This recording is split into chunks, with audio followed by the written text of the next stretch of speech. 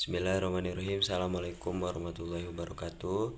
Yang saya hormati Bapak Yudi Irfan Daniel Asos IMAG. Perkenalkan, nama saya Muhammad Firza Badi. Saya kelas 1C jurusan PIAUD. Di sini saya akan menjelaskan atau mempresentasikan yang pertama, pengertian peradaban Islam, contoh perkembangan peradaban Islam di masa Rasulullah SAW dan Khulafaur Rasyidin. Pengertian peradaban Islam adalah hasil dari aplikasi nilai-nilai luhur ajaran Islam dalam berbagai aspek kehidupan manusia.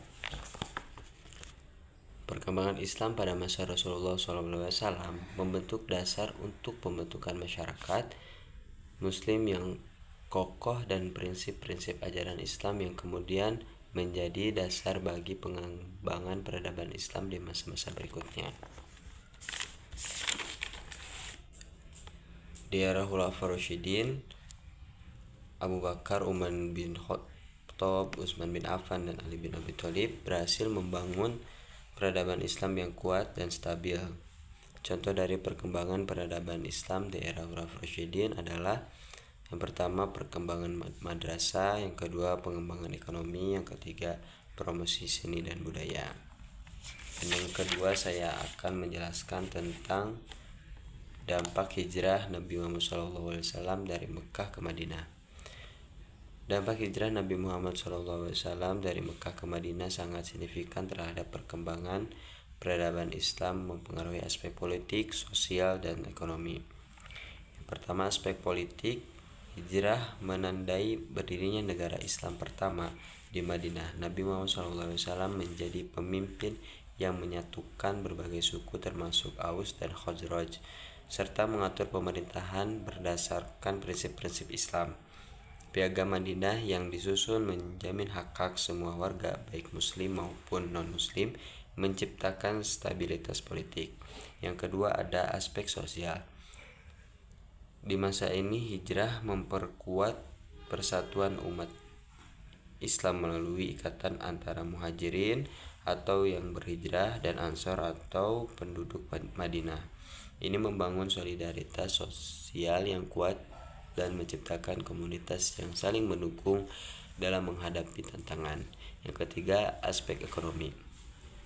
Di Madinah, Nabi Muhammad SAW mengembangkan sistem ekonomi berbasis zakat dan perdagangan yang adil. Masyarakat mulai saling membantu dalam aspek kehidupan, aspek ekonomi, mengurangi kemiskinan, dan meningkatkan kesejahteraan umat. Secara keseluruhan, hijrah menjadi titik balik penting dalam sejarah Islam yang mendorong pertumbuhan peradaban Islam secara keseluruhan. Dan yang ketiga, saya akan menjelaskan tentang perbandingan perkembangan ilmu pengetahuan pada masa dinasti Umayyah dan dinasti Abbasiyah. Perbandingan perkembangan ilmu pengetahuan pada masa dinasti Umayyah dan dinasti Abbasiyah menunjukkan perbedaan signifikan dalam kemajuan dan fokus penelitian. Pada zamannya dinasti Umayyah, fokus ilmu. Pada masa ini, ilmu pengetahuan masih berada di tahap awal dengan penekanan pada ilmu agama, bahasa, sejarah, dan beberapa cabang ilmu ekstra seperti kedokteran dan kimia. Tokoh-tokoh seperti Umar bin Abdul Aziz berperan penting dalam pembukuan hadis. Faktor pendorongnya itu penyebaran Islam yang luas dan penerjemahan karya asing menjadi faktor penting dalam perkembangan ilmu pengetahuan. Namun minat terhadap ilmu pengetahuan dari para pemimpin terbatas kecuali beberapa khalifah yang mendukungnya. Pada kekhalifahan dinasti Abbasiyah, fokus ilmunya itu dinasti Abbasiyah dikenal dengan kemajuan luar biasa dalam berbagai bidang ilmu termasuk sains, matematika, astronomi, dan filsafat. Pusat-pusat kajian seperti Bait al-Hikmah di Baghdad menjadi simbol kemajuan intelektual. Kedua, fokus pendorongnya itu toleransi terhadap berbagai aliran pemikiran dan dukungan dari pemerintah terhadap penelitian ilmiah serta penerjemahan karya-karya Yunani dan Persia menjadi pendorong utama. Juga adanya interaksi dengan budaya lain melalui perdagangan dan penaklukan memperkaya pengetahuan. Kesimpulannya, secara keseluruhan dinasti Umayyah dan dinasti Abbasiyah ini lebih fokus pada pengembangan dasar-dasar ilmu pengetahuan, sedangkan kalau dinasti Abbasiyah berhasil mengembangkan ilmu pengetahuan secara komprehensif dengan dukungan sistematis dan dari pemerintah. Yang keempat, saya akan menjelaskan tentang zaman keemasan Islam dan tokoh-tokoh muslim dan di bidang ilmu yang dikenal. Zaman keemasan Islam merujuk pada periode antara tahun 650 hingga 1250 Masehi, di mana peradaban Islam mengalami kemajuan pesat dalam berbagai bidang ilmu pengetahuan dan kebudayaan.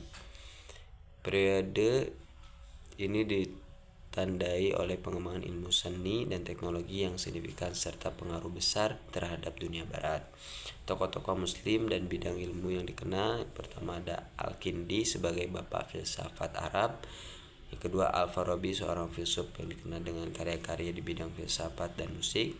Az-Zari yang berperan penting dalam kedokteran dan kimia, dikenal sebagai bapak kedokteran modern. Yang keempat ada Ibnu Sina yang dikenal sebagai mengembangkan kedokteran dan filsafat dengan bukunya itu The Canon of Medicine. Yang kelima, Al-Khwarizmi dikenal sebagai bapak aljabar, menyusun buku Al-Jabar wa Al-Muqarrabin, Al-Muqabalah yang menjadi dasar aljabar modern.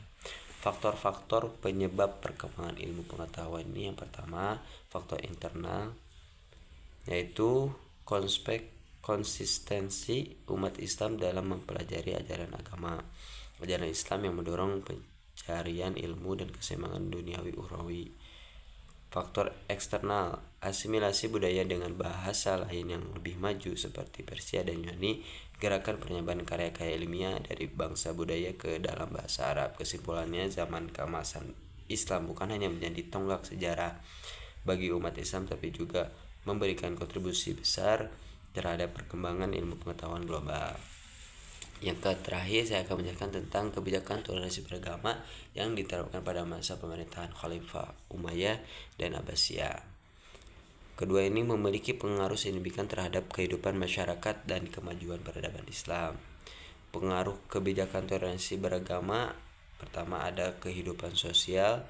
Itu toleransi memungkinkan berbagai kelompok agama seperti Kristen dan Yahudi untuk hidup berdampingan dengan Muslim. Contohnya pada masa Khalifah Umar bin Al-Khattab.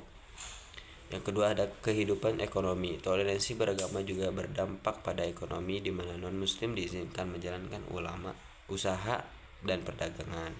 Ketiga ada kemajuan ilmu pengetahuan. Keterbukaan terhadap berbagai pemikiran dan budaya mendorong kemajuan ilmu pengetahuan.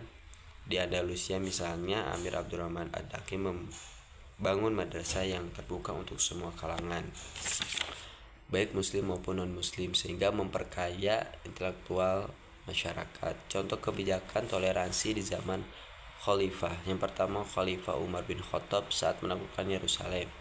Ia menandatangani perjanjian damai yang mengizinkan penduduk Kristen untuk beribadah dan mempertahankan gereja mereka. Kedua ada Khalifah Umar bin Abdul Aziz.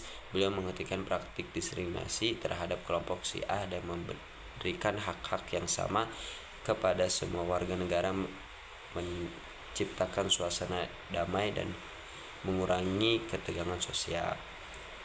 Dampak bagi kemajuan peradaban Islam ini, kebijakan toleransi ini tidak hanya memperkuat persatuan di antara berbagai kelompok masyarakat, tetapi juga mendorong inovasi dan perkembangan dalam berbagai bidang, termasuk sains, seni, dan filsafat. Dengan demikian, zaman keemasan Islam dapat terwujud berkat lingkungan yang mendukung keragaman dan kolaborasi antar umat beragama. Mungkin cukup sekian yang bisa saya sampaikan, kurang lebihnya mohon dimaafkan. Bila ada kata-kata yang salah, itu datangnya dari saya pribadi. Bila ada kata-kata yang benar, itu datang dari Allah SWT. Wabillahi taufiq wal hidayah. Wassalamualaikum warahmatullahi wabarakatuh.